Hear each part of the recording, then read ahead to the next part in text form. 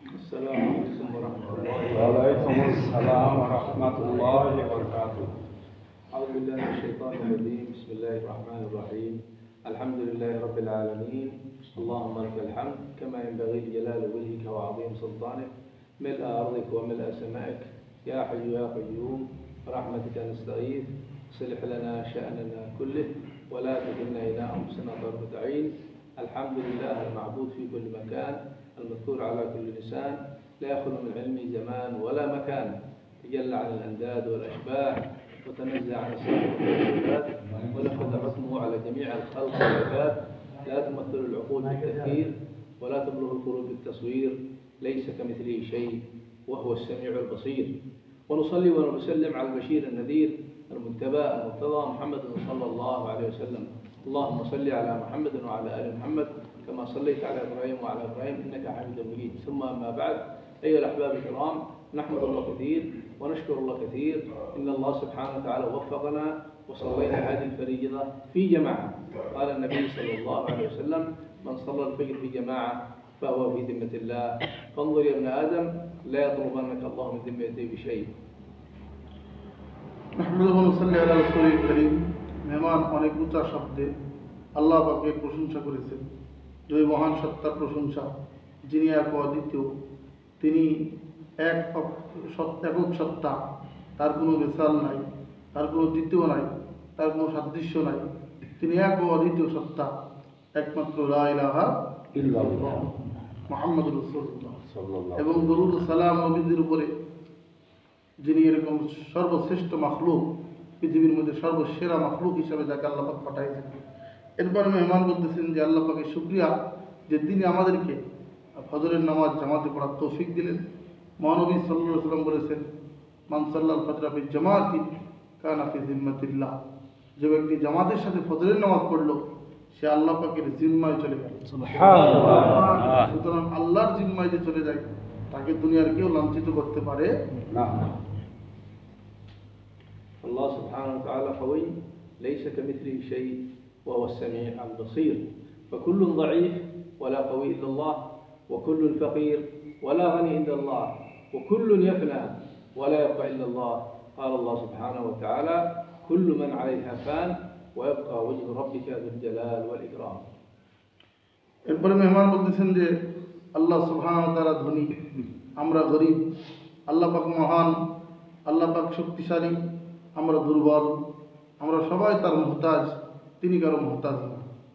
তিনি খালিক, তিনি একমাত্র সমাদ, তিনি একমাত্র আহাদ, তিনি একরকমভাবে লা ইয়াহতাজ ইলা আহাদ, কারোর প্রতি কোনো মুখাপেক্ষী নয়। তিনি এরকম গনিউল কবিয়্যু, ধনী এবং তিনি শক্তিশালী। আর আমরা দুর্বল, জয়ীফ, আল ফকির এবং আল্লাহর মুহতাজ, গোলাম। لذلك الله سبحانه وتعالى خلق وليس محتاج. الله خلق الجبال وليس محتاج للجبال، خلق البحار وليس محتاج للبحار، خلق الشمس وليس محتاج للشمس. فالله سبحانه وتعالى غني، لكن المخلوق محتاج. الذي صنع السيارة هو محتاج للسيارة، والذي صنع التلفون هو محتاج للتلفون. الله سبحانه وتعالى غني ولا يحتاج إلى أحد من خلقه. মেহমান বলতেছেন যে আল্লাহ পাক কেমন এরকম বেনিয়াজ, অমুখাপেক্ষী। বলতে আল্লাহ পাক সূর্য বানাইছেন, সূর্যের আল্লাহর প্রয়োজন নাই। চন্দ্র বানাইছেন, চন্দ্রের প্রয়োজন নাই। আসমান বানাইছেন, আসমানের প্রয়োজন নাই। জমিন বানাইছেন, জমিনের প্রয়োজন নাই। পাহাড় বানাইছেন, পাহাড়ের প্রয়োজন নাই। কিন্তু মখলুক, আমরা গাড়ি বানাইতেছি, আমাদের গাড়ি প্রয়োজন। এই টেলিফোন বানাইতেছি, টেলিফোন আমাদের প্রয়োজন। তো যেটাই বানায় মখলুক সেটা তার প্রয়োজনে বানায়, কিন্তু আল্লাহ তাআলা যা বানাইছেন একটা তার প্রয়োজন নেই। এমন সত্তাকে বলা হয় এরকম আল্লাহ, যার ব্যাপারে আমরা এরকম ভাবে কালিমার মাধ্যমে সাক্ষী দিই লা ইলাহা ইল্লাল্লাহ। لذلك يا أحباب الكرام، من رحمة الله بالخلق أرسل لهم الأنبياء، وكذلك الله سبحانه وتعالى أختم النبوة بالنبي صلى الله عليه وسلم. فنحن وإياكم من هذه الأمة، من خير أمة أخرجت الناس. والنبي صلى الله عليه وسلم يقول: لا نبي بعدي ولا أمة بعدكم، بلغوا عني ولو آية. نحن ما شاء الله جماعة من بلاد العرب، زلناكم من أرض العرب إلى أرض بنغلاديش محبة، لا نشي من أشياء الدنيا، ولكن زلناكم بنسبة الدين، لأن الدين حاجة ومسؤولين، وكلنا يعني مسؤولين عن هذا الدين. فالدين حاجة الأمة كامل. قال الله سبحانه وتعالى: ولنسألن الذين أرسل إليهم ولنسألن المرسلين. এরপরে মেহমান বলতেছেন যে সেই মহান সত্তা আমাদের মাঝে সর্বশ্রেষ্ঠ এবং সর্বশেষ নবী মুহাম্মদ রাসূলুল্লাহ সাল্লাল্লাহু আলাইহি ওয়াসাল্লামকে পাঠাইছেন। আর আমরা এরকম সর্বশেষ উম্মত, আর তিনি এরকম সর্বশেষ নবী। আল্লাহ তাআলা আমাদেরকে এরকম সর্বশ্রেষ্ঠ নবী, শ্রেষ্ঠ উম্মত বানাইছেন। এমন বলতেছেন যে আমরা আরব থেকে এসেছি, আপনারা বাংলাদেশি, আমরা প্রত্যেকেই মুসলমান ভাই ভাই, আমাদের একই পরিচয়, আমরা প্রত্যেকে নবীর উম্মাত, আর প্রত্যেকে আমাদের জিম্মাদারি আছে। যেমন আল্লাহ তাআলা বলেছেন ওয়ালা নাসআলান্নাল মুরসালিন, নবীদেরকে আমি জিজ্ঞেস করব, ঠিক তেমনিভাবে আল্লাহ তাআলা বলেছেন ওয়ালা নাসআলাল্লাযিনা উরসিলা ইলাইহিম, যাদের কাছে আমি নবী পাঠিয়েছি তাদেরকেও আমি প্রশ্ন করব। তার মানে নবীরা যেমন আল্লাহর প্রশ্নের সম্মুখীন হবেন, আল্লাহ পাক তাদেরকে জবাবদিহি করবেন তাদের রিসালাত পৌঁছানোর ব্যাপারে। আল্লাহ পাক আমাদেরকেও জিজ্ঞেস করবেন যে তোমাদের কাছে পৌঁছানো হয়েছিল, তোমরা কি করেছো। এই জন্য আল্লাহ রাসূল এরকমভাবে এই রিসালাতকে পৌঁছাইছেন আর বিদায় হতে বলে দিয়েছেন আলা হাল বাল্লাগতু, আমি কি পৌঁছাইছি। আমরা সাক্ষী দিয়েছি আল্লাহ নাম বাল্লাগতা ইয়া রাসূলুল্লাহ, আপনি পৌঁছাইছেন। নবী আমাদেরকে জিম্মাদার দিয়েছেন বাল্লিগু আন্নী ওয়ালাউ আয়া, একটি আয়াত হলে তুমি অন্যের কাছে পৌঁছায়। لذلك يا أحباب الكرام الله سبحانه وتعالى جعل لكل شيء جهد.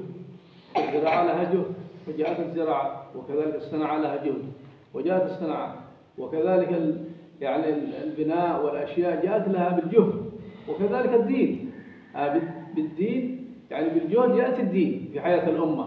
قال الله سبحانه وتعالى والعصر إن الإنسان لفي خسر إلا الذين آمنوا وعملوا الصالحات وتواصوا بالحق وتواصوا بالصبر. الذين آمنوا وعملوا الصالحات هذا هو الدين من صلاة وصوم وزكاة وحج وتواصي بالحق وتواصي بالصبر وجهد الدين. قال الله والذين جاهدوا فينا لنهدينهم سبلنا وإن الله لمع المحسنين. এই জন্য মেহমান বলতেছেন দুনিয়াতে আমরা যে ক্ষেত খামার করি, ব্যবসা বাণিজ্য করি, এগুলি কি মেহনত ছাড়া হয়? মেহনত করেই কিন্তু ক্ষেত খামার ব্যবসা বাণিজ্য আমাদের হয়। তেমনিভাবে দিন ও মেহনত ছাড়া আমাদের জিন্দগিতে আসবে না। আল্লাহ তাআলা বলেন আসরি, মানুষ সমস্ত মানুষের এরকম ধোঁকার মধ্যে, ভুলের মধ্যে, ক্ষতির মধ্যে আছে। জগতের কসম দিয়েছেন আল্লাহ পাক, ওয়াল আসরি, যুগের কসম, ইন্নাল ইনসানা লাফি খুসর, সমস্ত মানুষ এরকম ভাবে নিশ্চয় ধ্বংসের মধ্যে রয়েছে। ইল্লাল্লাযিনা আমানু ওয়া আমিলুস সালিহাত ওয়া তাওয়াসাউ বিল হাক্কি ওয়া তাওয়াসাউ বিস সাবর, শুধু ঈমানওয়ালা, আমলওয়ালা আর এরকম ভাবে হকের দাওয়াতওয়ালা, আপুসের সবরওয়ালা, ইনারাই শুধু ধ্বংস হবে। আর এই সিফাতগুলি মেহনতের দ্বারাই হবে।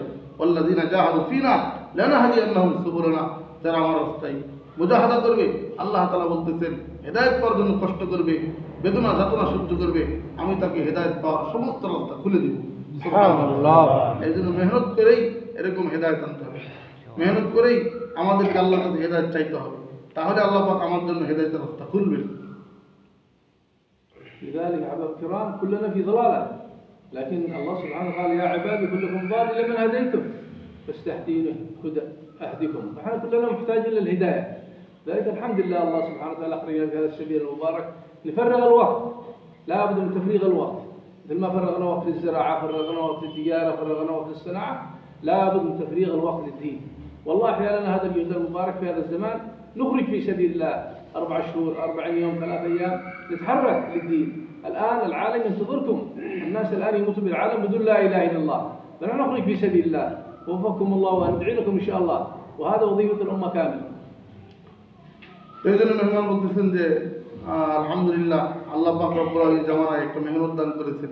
হাদিসে কুদসিতে আছে কুল্লুকুম দাল্লিন ইল্লা মান হাদাইতু, সবাই তোমরা গুমরাহ ছিলে, আমি আল্লাহ তাদেরকে হেদায়েত দিয়েছি, সেই হেদায়েত পেয়েছে। হেদায়েত কার হাতে? আল্লাহ পাকের হাতে। কিন্তু আমরা এরকম মেহনত করলে হেদায়েতের আগ্রহী হয়ে আল্লাহ পাক দান করবেন।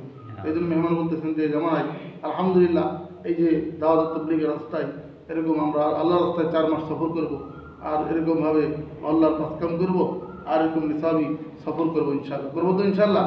আর এরকম সাথে আমাদের কমপক্ষে মহল্লা থেকে 3 দিন একটা জামাত যদি